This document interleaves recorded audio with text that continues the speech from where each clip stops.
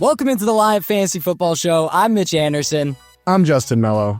And Mello, these guys are never fun to talk about. Let's break down 5 players with some red flags that leave them vulnerable to being a potential bust in fantasy football for 2026, including the one guy that we are not going near in any drafts at ADP. So stick around for that. But Mello, as always, we're not going to waste anybody's time. Give us your first bust of the 2026 NFL season.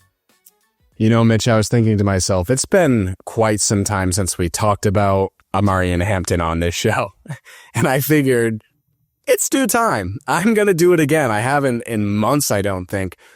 I was really out on him early off season. I started to warm up a bit. But you know what? I still am out. I still view him as a bust in 2026, and I will admit... Relative to ADP relative my point here. To ADP, thank you. Because I feel like a hypocrite knowing that he's on this Chargers offense, which I've been so bullish on. I have been more in on this Chargers offense than maybe anyone. And now I'm saying I don't want their running back. I have. And I don't want their running back in this Mike McDaniel offense. But it's exactly what you said. I don't want him at cost. He is going as the 9th running back off the board, ahead of guys like Saquon Barkley, Ken Walker, Jeremiah Love, and Derrick Henry, all of which I'm taking over Hampton, all of which I like much more than Hampton. Because despite the great opportunity that Hampton does have, I have problems. And one of those problems is the opportunity itself, because I don't know that it'll be exactly what people are expecting in terms of total usage. Yeah, I think this is the best point. I love this. I don't think he's going to be the bell cow.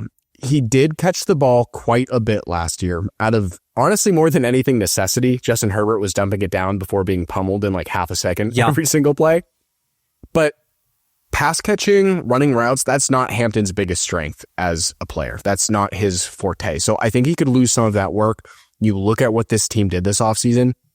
Mike McDaniel was hardcore campaigning, literally hanging up wanted posters in the Chargers facility for Keaton Mitchell when he was a free agent. And they went out and they got him. McDaniel has the keys to this offense. He clearly wanted an explosive pass catching back to utilize. And they got him. They got Keaton Mitchell, who will clearly be involved in some capacity. And this is the one that like nobody is talking about. People are so quick to forget Kamani Vidal was heavily used last year. Heavily used. It was actually pretty good. He had 4 top 8 finishes last year in fantasy. And when things mattered the most in the playoffs, he played 93% of snaps in that playoff game against the Patriots compared to Hampton, who only played 3% of snaps, despite being active for his 5th consecutive game when the starters played. And I know he was banged up and the injuries were the main reason he didn't play a ton, but it wasn't like it was his first game back from injury. He had been active 5 consecutive weeks if you exclude the week 18 games that none of the starters dressed. So with that said, I'm not saying Vidal will be ahead of Hampton on the depth chart. I'm not saying he's going to be more heavily used than Hampton. I'm just saying I'm not sure that Vidal is going to go away entirely. In fact, I don't think he will. I think he'll have some sort of role on this offense, even if it's a small one. So that's my real concern for Hampton, is just the usage, the involvement, the other running backs cutting into his workload.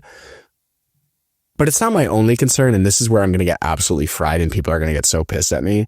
But I have more that I don't think it's going to end well for either of us. It's not well for us, but like, I'm just not convinced that Omarion Hampton's that good. I'm really not convinced. I know he was banged up last year. I know that played a role in the lack of production and the lack of the film looking great, but he didn't pass the eye test for me. Even when he was healthy, I mean, even if you want to take it back to the preseason, I was not overly You're impressed. You're going to bring up that run that he had where he got shoestring tackle and he got caught up to? That was one that got everyone so scared. I was like, what the hell was that? Like, what? It was such an ick. I know that's like one play, but it wasn't just that play. Like, he didn't really have a lot of plays that stood out to me as a rookie. And there are metrics to support my eyes as well. It's not just my eyes. Despite being this big-bodied, supposedly physical running back, he ranked 32nd in yards after contact per carry among all running backs with at least 50 carries. Similarly, he ranked 32nd in fantasy points per rush among running backs with at least 50 carries. And I'll admit, I'm probably being a little harsh because I absolutely see the upside. Like, I'm a big enough man to see the other side, to understand where other people are coming from. And for what it's worth, I have him as my running back 13 in redraft. So like, that's That's pretty high. Like, I still see the upside, and I'm willing to take a shot at him as the running back 13. But with where he's going as running back 9, 4 running back spots higher that early in a draft, which is pretty substantial, I'm just fading him. I think he is going to disappoint a lot of people at cost. Well, that's the important thing about talking busts. It's like, we're not guaranteeing that a guy you're drafting in the top 10 or top 20, at their position is going to do bad. It's that there's a risk here that I don't think enough people are addressing. And, like you said, we could be idiots. We are idiots. And maybe we're wrong about this. But something very interesting to me, ranking 29th among running backs with 50 or more carries last year in yards per carry. Do you know who ranked number 1? I don't, but I can't wait to hear it. It's Keaton Mitchell. Do you know who ranked number 3 in explosive run rate? Keaton Mitchell? It's Keaton Mitchell. You know who ranks number 25? I'm going to guess Omarion Hampton. Wow, Mello. Very astute observation. So I don't say that to be like, boom, Keaton Mitchell's a better running back. But for all of the people that are just like so insistent upon the fact that like Keaton Mitchell isn't going to be part of this offense, like you said, Mike McDaniel came in. There were so many reports that the first thing he said was, I want Keaton Mitchell. And then you look at the underlying metrics, and Keaton Mitchell was more impressive than Omarion Hampton last year. And I know he was hurt and he was banged up, and I get that point. But I just think we're discounting all of these things because of like the promise of what Omarion Hampton could be. And that's why we have him as the running back 6 in Dynasty, the running back 9 in redraft. And I agree with you. I think there's more of a risk here that he falls. And when you think about that Dynasty price, you're saying that I love bringing up is like, I think he's a lot closer to the ceiling than his floor. Like, if he has a great season, is he moving up that much higher than running back 6? Probably not. Is he jumping like Ashton Genty? And I mean, maybe Jeremiah Love. I guess we'll see how the rookie season goes. But to me, this guy, there's just so much risk here that I think isn't being talked about. But if I'm going to go back and I'm going to talk about the upside that you mentioned, he had an extremely high target share last year. And that's great. And like you look at Mike McDaniel and what he did with Devon Achane, like, okay, maybe there is a path there.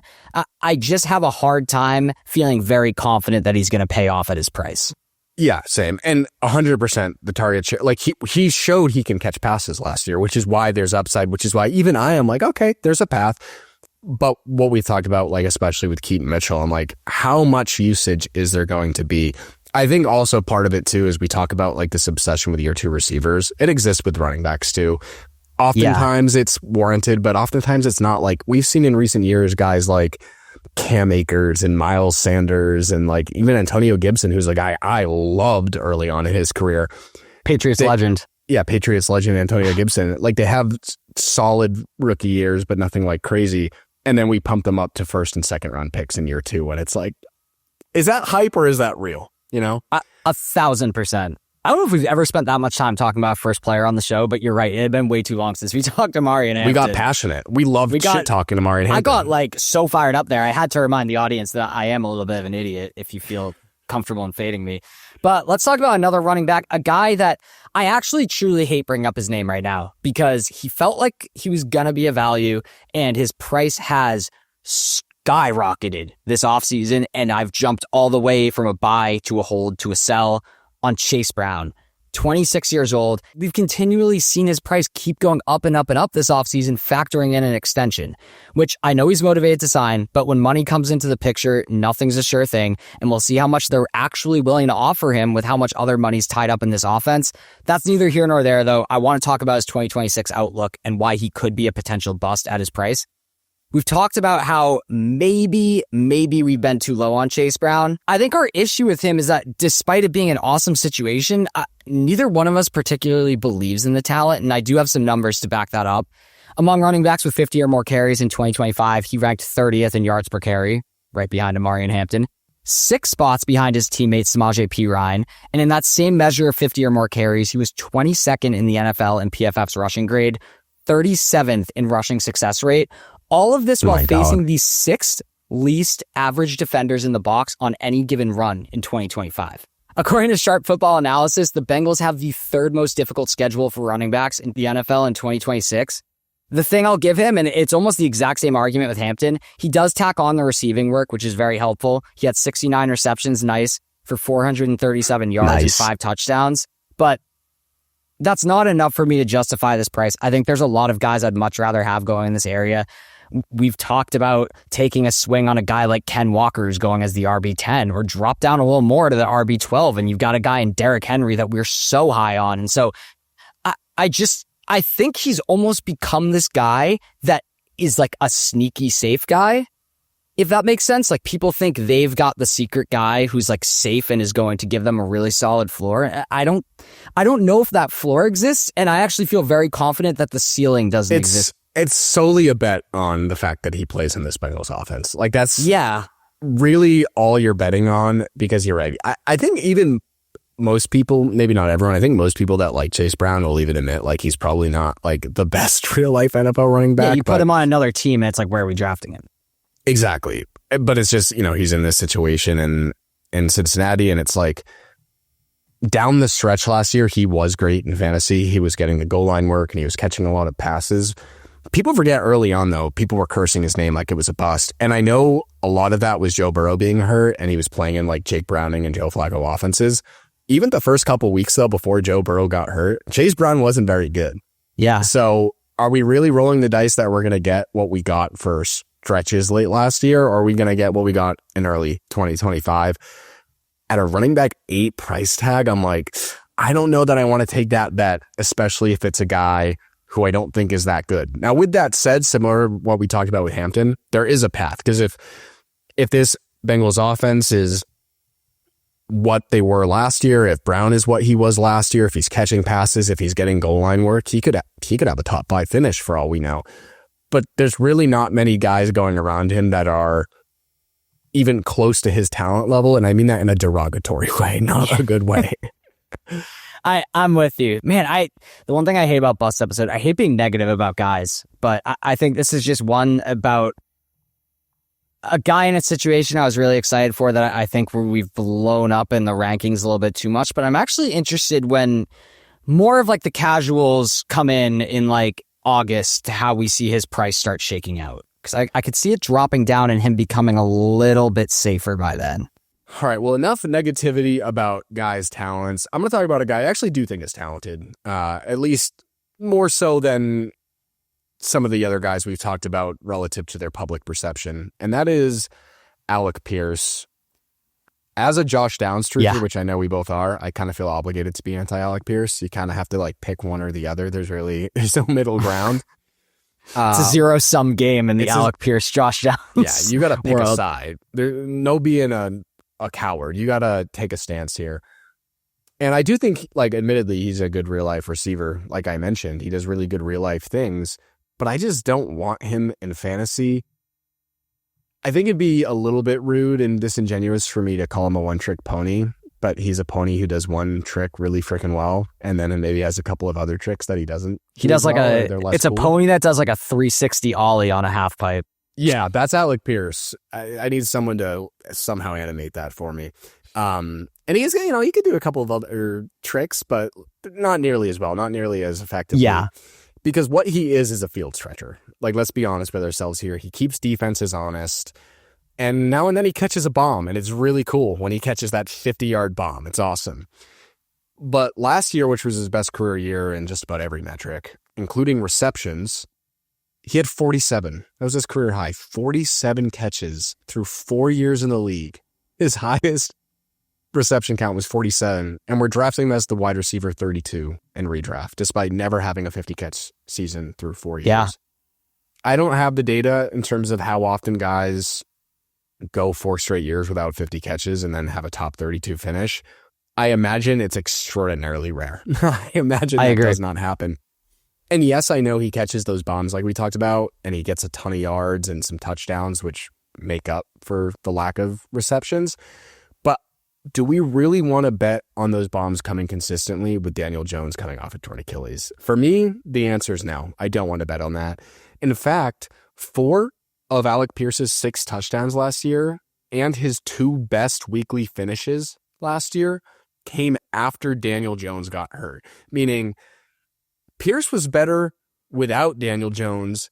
He was not at his best with a healthy Daniel Jones. And now he's going into next year with Daniel Jones coming off a torn Achilles. All of that I don't like. But I could maybe overlook it when you look at the contract he got and Michael Pittman's out of town, and I'm like, okay, Right. I could talk myself into it until the nail in the coffin, which is the ankle injury. That did it for me. He had surgery this offseason. He has not participated in OTAs or minicamp at all. The Colts have been very cryptic about his timetable to return. Meanwhile, Josh Downs is like the second coming of Christ in OTAs. And Pierce isn't participating and he's hurt. And you look at this player who relies on elite speed and explosiveness, and he's got ankle problems, which is not what you want to hear for a guy who relies on elite speed and explosiveness. So for me, it's a very hard fade at his current ADP. Yeah, I've been taking him in like best ball when he drops like 10 spots, but I'm with you. I think we're already not super high on this Colts offense. This year, Josh Downs is the one guy we've identified that we're pretty high on. And obviously, I think we're both pretty much at price on Tyler Warren, who is going to soak up a lot of those targets that Michael Pittman left on the table. And then obviously, Jonathan Taylor is somewhat going to get his. And I just think there's a level of efficiency that Alec Pierce would need to maintain on this few targets to make him like actually worthwhile as a fantasy starter, because like you don't want to be in a situation where you're starting a guy and like, sure, he might net out the season as like the wide receiver 30 and that feels like you like got out of it unscathed, but like he puts up weeks where he scores like 6 points. And that's what scares me about Alec Pierce. Yeah, I like him more in best ball, like you said, where you're targeting him. Like there, I'm more okay with it, even though I think his price is probably a little high. But yeah, like a home league, like I don't want to end up in Denny's or whatever degenerate punishment like your buddies made up. Like I don't want to have that headache from Alec Pierce. I completely agree. I actually we pitched a punishment idea today that everyone in the league on their birthday, you have to send a video of you singing them happy birthday and eat an entire cake for the whole year after you lose. And I think that's like the best fantasy punishment idea.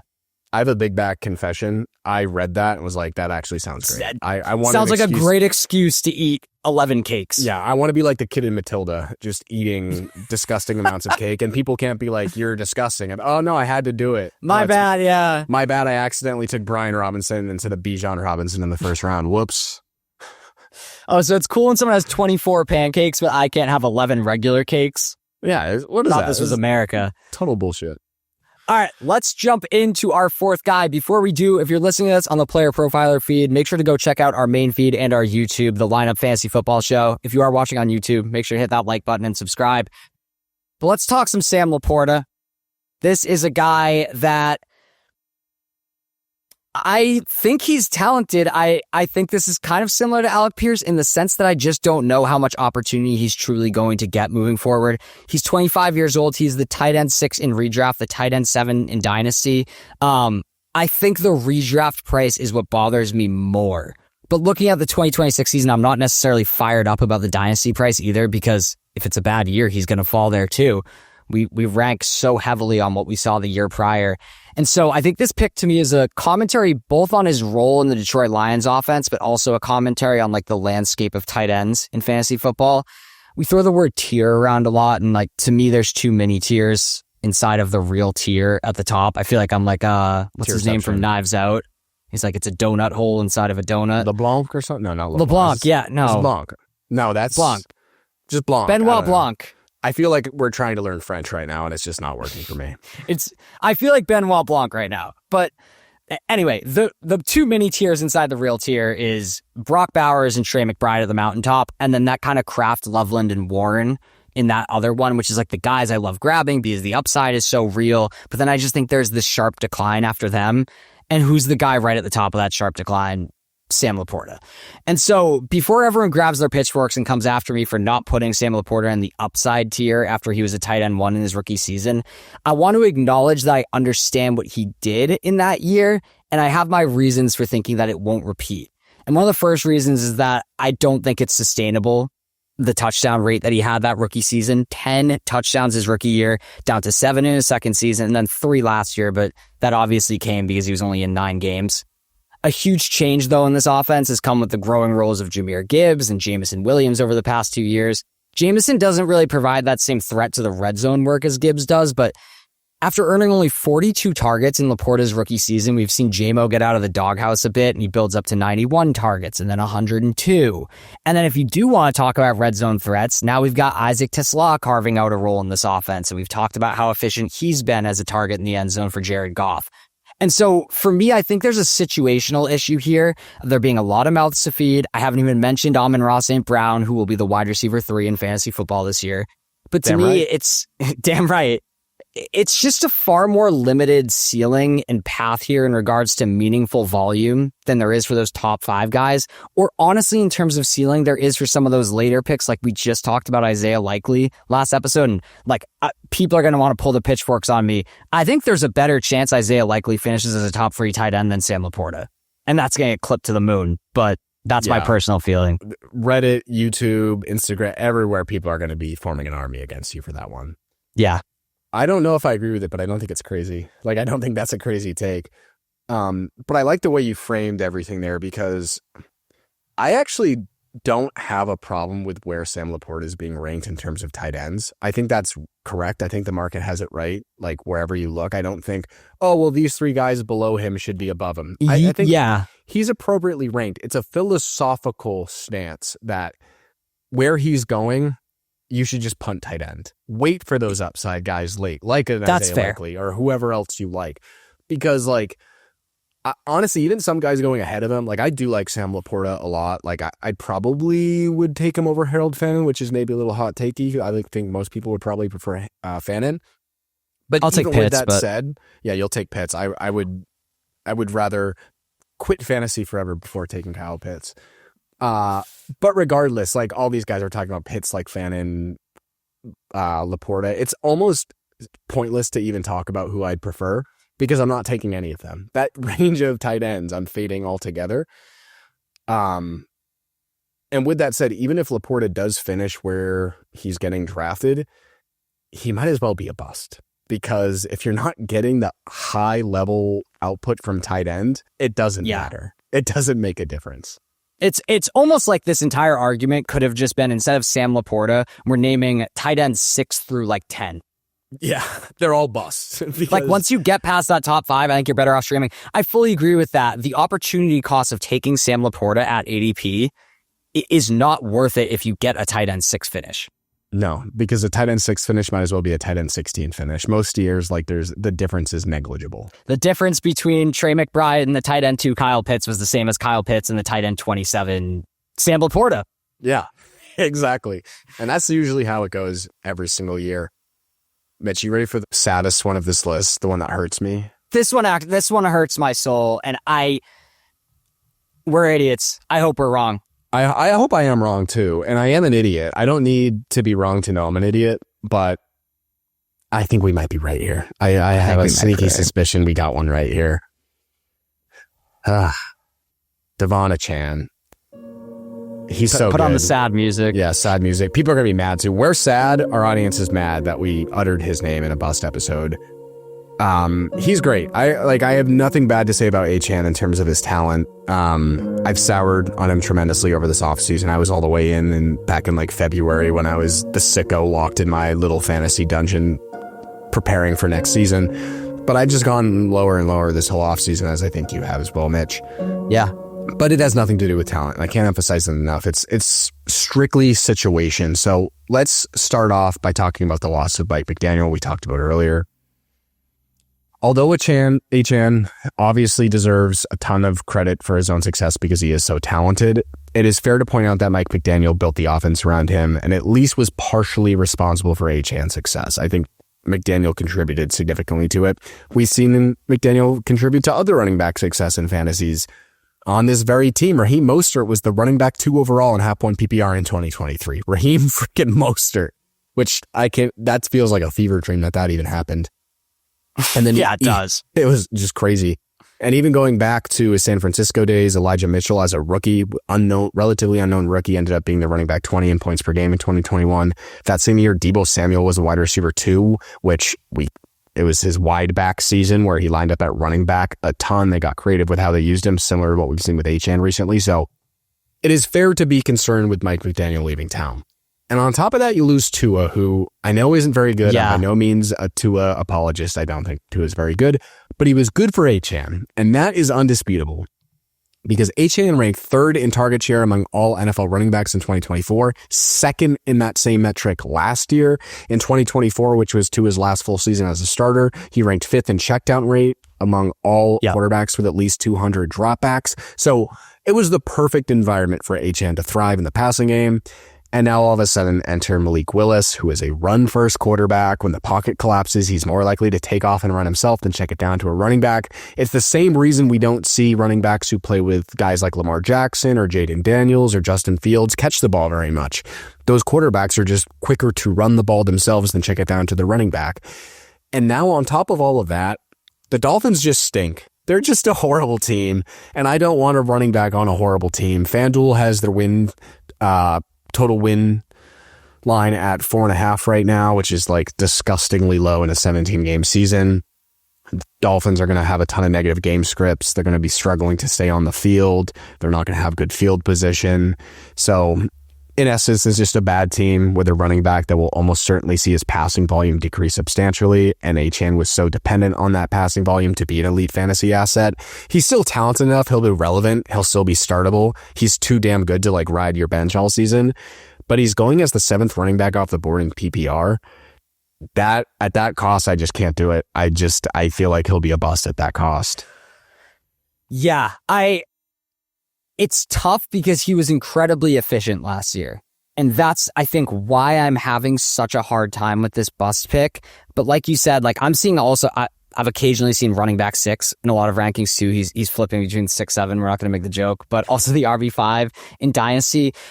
What you brought to the table with Mike McDaniel is honestly, I mean, it's obviously a plus for Omarion Hampton, but that scares me with the efficiency numbers for Devon Achane. But then more importantly is Tua's departure and bringing in Malik Willis. And like you said it, 5th in check down rate for Tua. Meanwhile, Malik Willis, he boasted the number 1 scramble rate in the NFL last season, not to mention the 4th highest ADOT of any quarterback who played 50 or more snaps.